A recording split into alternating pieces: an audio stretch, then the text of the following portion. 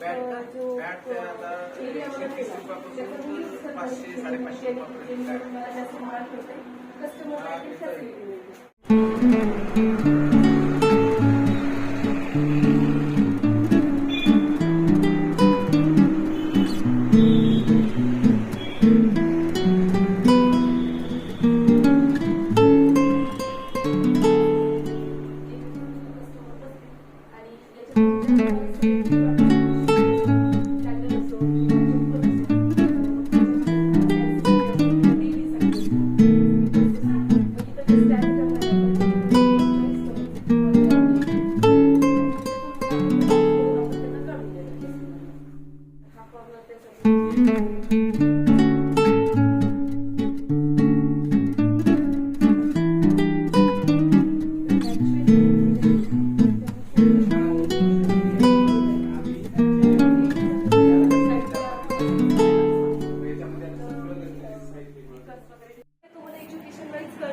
असं तुम्ही बिना अभ्यासाचं तुम्हाला समजणार. मी जरी सांगितलं कोणी सांगितलं तर तुम्हाला समजणार नाही.